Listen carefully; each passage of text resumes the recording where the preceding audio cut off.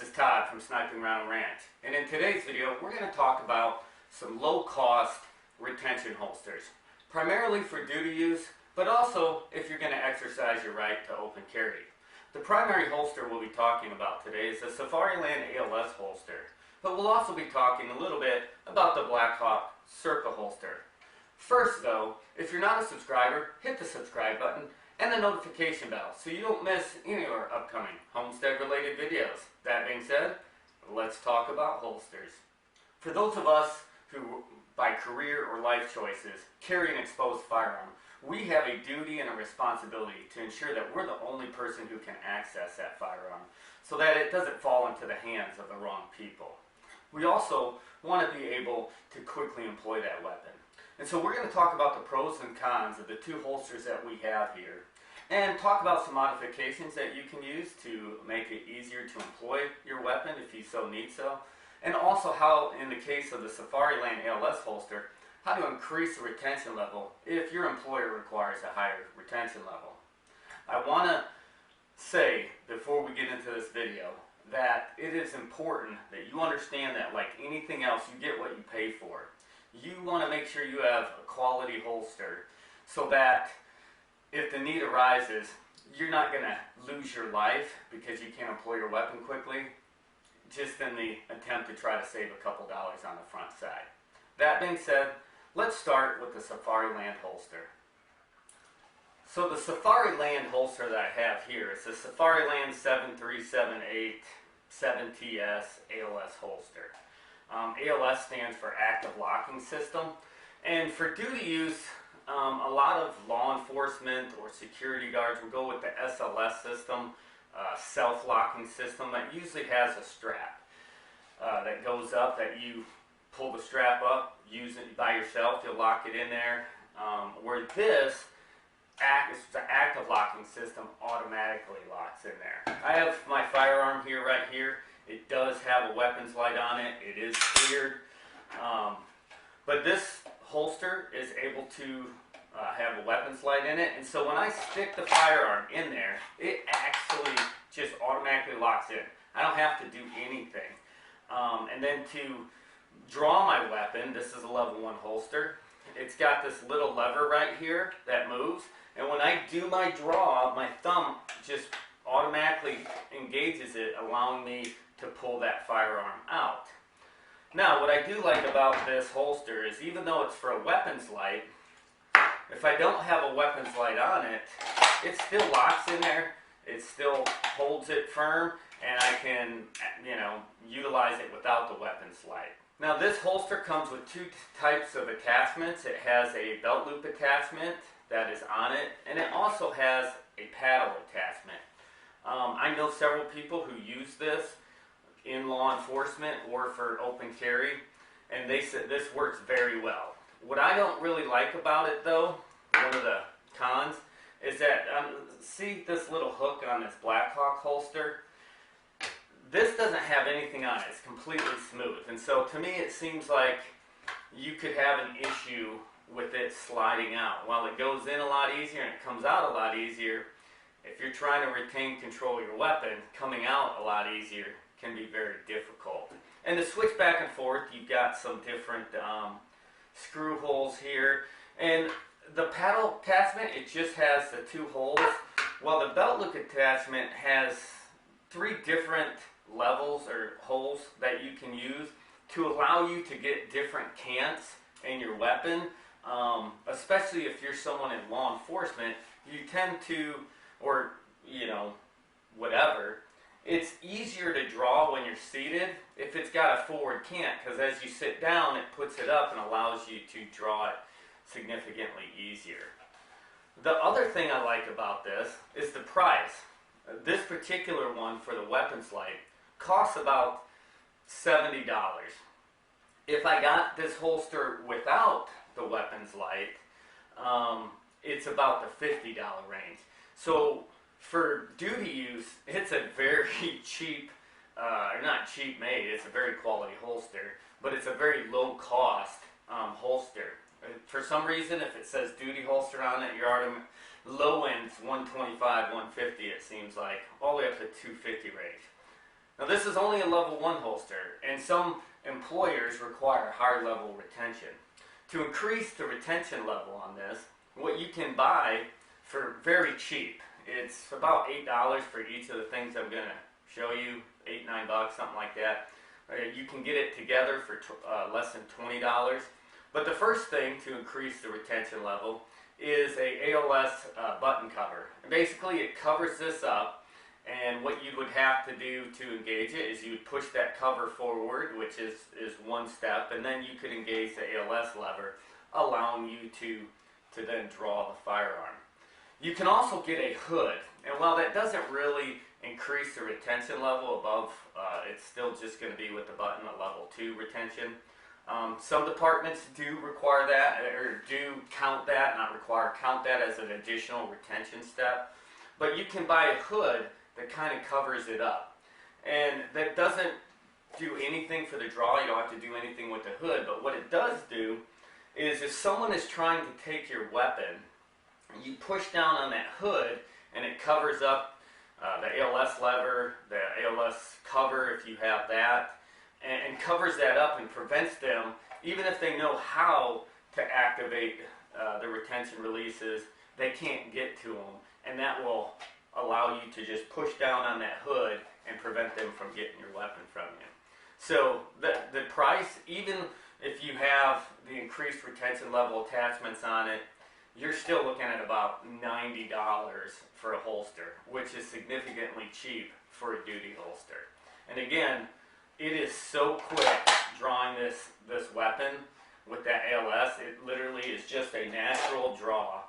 You don't even have to think about it. As your hand goes down, it automatically pushes it down as you grip that firearm and allows you to draw it. So a very secure holster, and you can draw quickly, and the price is just amazing on it. One other thing before we move on to Blackhawk is that this holster also has gaps in it. I mean, it doesn't change, it's still in there very secure, but it allows water and dirt and stuff to slide down and out the bottom of this holster if you're out in the rain, stuff like that. So very well designed holster, and it's outstanding for duty use, and you can use it for open carry.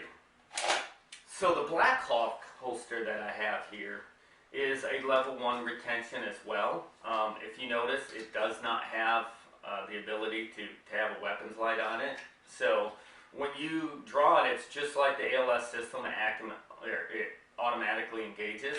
So when you stick your weapon in there, it is absolutely secure. And then to draw your weapon, instead of having something with your thumb, what it has is this little button on the side, so that when you draw the weapon, it allows you to just pull it right out. And so that's how easy it is.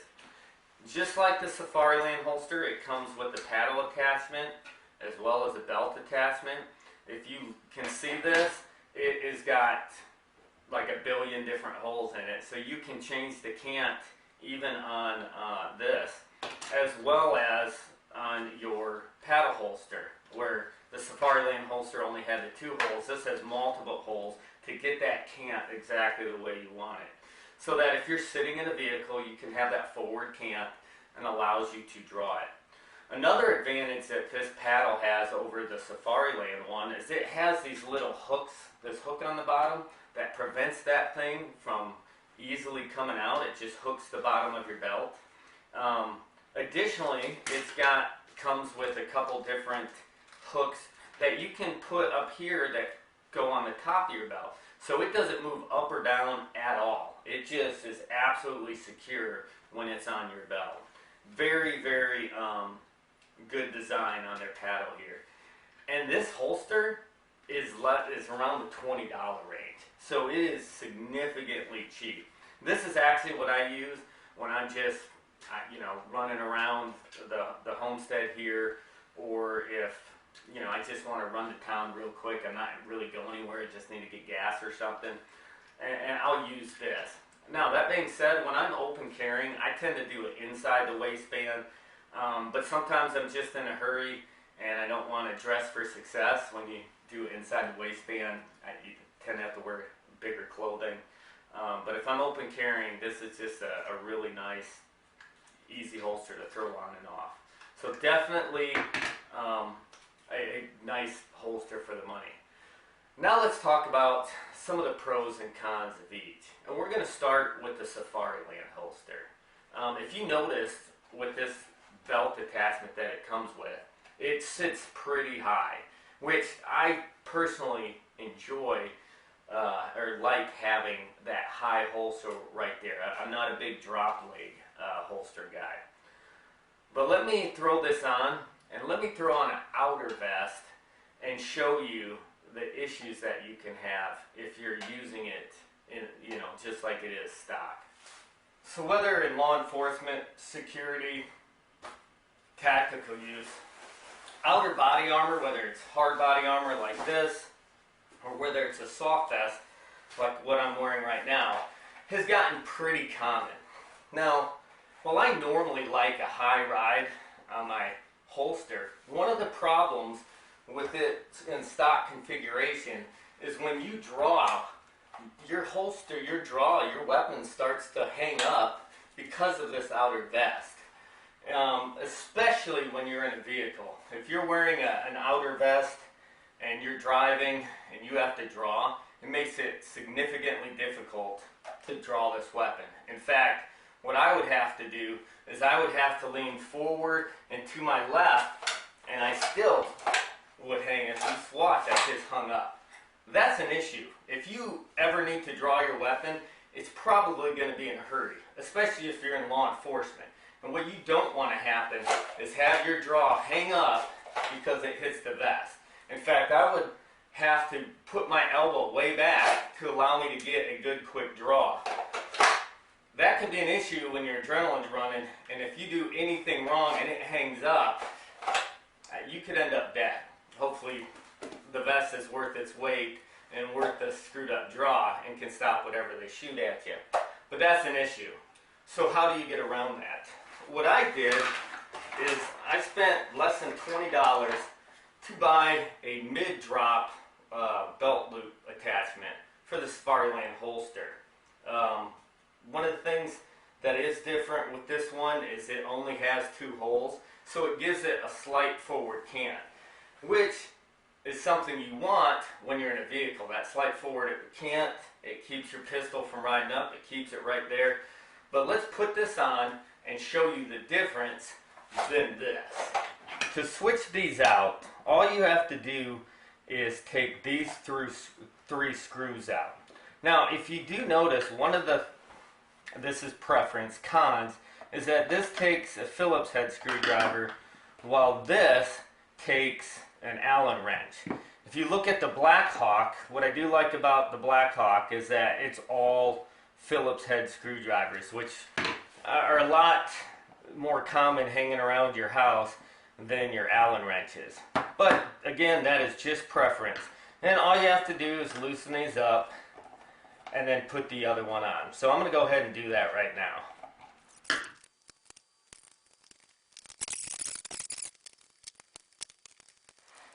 So now I have the mid-drop belt loop attachment on, which, as you can see, creates a little more space between my outer vest and my holster. Now, you could go with the full drop leg holster. Those usually though require a leg strap as well, just because without the leg strap it gets a little weak and can tend to cause it to be easier to rip your holster right off the belt to break it. But with this, I have no issues with drawing my weapon. I mean, it's just, I don't have to worry about my elbow placement. I don't have to worry about, moving off to the left. And when I'm sitting in the car, because it has that canted angle, it then takes it straight up right there. And so I really do enjoy this drop leg holster. If you're going to get a holster for duty use and you're going to wear an outer vest, whether it be for tactical purposes or for law enforcement or whatever, you definitely, you're like $20. isn't really a lot when it comes to the ability to save your life if you're ever in a situation where you need to draw fast, because the last thing you want is the last few moments of your life is to be going, oh no, as your holster hangs up, because I've never had a hang up since I've gone to this, and so the drop leg holster is definitely the way to go. Or the mid-drop holster is the way to go. So when you put in this current configuration, this cost me about $90, a little less. It was a little less than 70 when I bought this holster. When I checked them out right before I made this video, they were in a $70 range. So if I buy this holster with this mid-drop attachment for it, and if I bought the Aos button cover and the hood to increase the retention level, we're still looking at around $110, which is significantly low price for a duty holster, and you're getting quality. And so if you got a little extra money to spend, I would definitely go this route before the Blackhawk Serpa holster. But let's talk about the Blackhawk Serpa holster. Again, this is the one I just like to throw on when I'm running around the homestead here. The paddle holster goes on pretty easy, and like I said, it has that hook on it, so you can't get it out. And you can put on these attachments to make it even more stable. Now, I took my vest off. One of the things is, again, it comes standard with that high ride, and if you're wearing an outer vest, you're going to have trouble. Just like the Safariland holster, you also can buy a mid-length drop for it for around $20 as well. So again, when you throw in the price of this holster, level 1 retention with the mid-length, $20 for the holster, $20, you're looking at a $40 investment for the holster. Now, this holster has one significant drawback. Before I show you, I'm going to go ahead and again clear my weapon. When you draw your weapon, you're using your trigger finger and you are pressing in towards the weapon to allow you to draw that holster. What they have had in some instances on ranges or during training, they've had where people were pressing it in, and as they drew up, it caused that pressure of their finger pointing in came in and actually hit that trigger, causing a negligent discharge to go on. And if you look, when you're doing that, you're pointing that weapon right at your legs.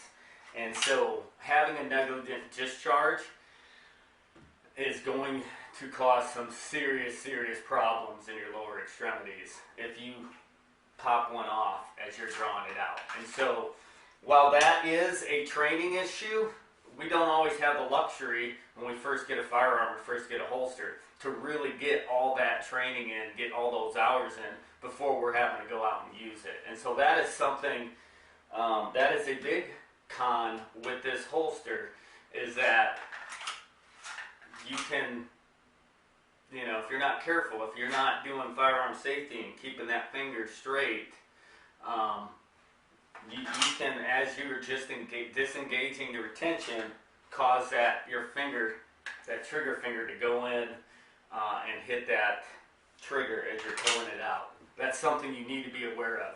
And if you're doing any training or if you're going to a range, you need to make sure that the range allows to have these Serpa holsters, because there's a lot of places out there that the safety risk is just not worth it and won't even allow you to use these on the range.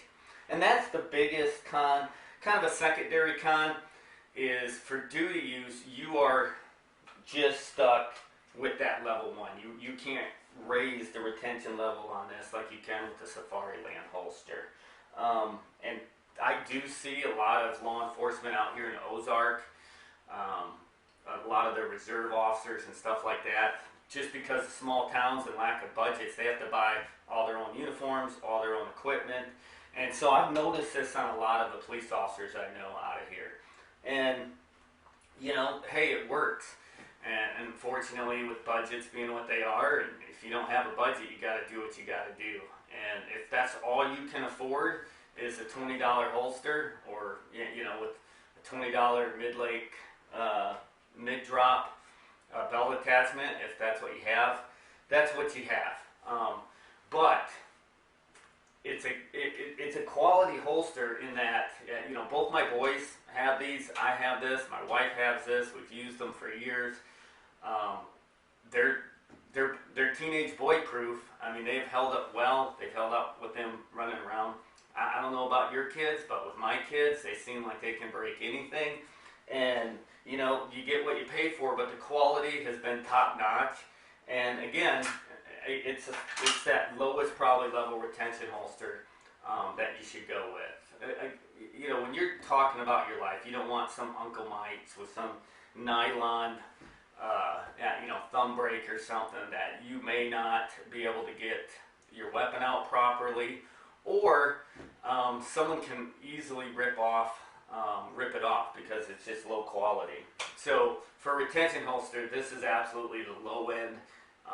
But if this is what you can afford, that's what you go with. If you can afford higher, I definitely recommend that you go with the Safariland style. I absolutely love that holster. It just gets what I need done. In today's video, we mostly talked about the duty applications of these two retention holsters. But both holsters are great if you like to exercise your right to open carry. I would say if you're open carrying, don't go with the mid-drop. Go with the normal high carry. It just keeps it up closer to your body. And if you want to use the holsters for concealed carry, you can do that. And with their higher, you can cover them up a little bit better than if you had that mid-drop. Again, we have a responsibility, if we carry firearms, to make sure that we're the ones who can access it, and that a bad guy or a bad girl can't just come up and snag it from us. You need to have at least a level 1 retention if you're going to carry outside of the waistband or outside of the many other ways you can carry concealed, stuff like that. Hopefully you've enjoyed this video. If you have, hit the like button. Leave a comment. Tell us how you carry your weapons. What do you think is a good retention holster for duty or open carry? And as always, if you're not a subscriber, hit the subscribe button and the notification bell so you don't miss any of our upcoming homestead and shooting related videos. This is Todd from Sniping, Rhino saying, have a great day.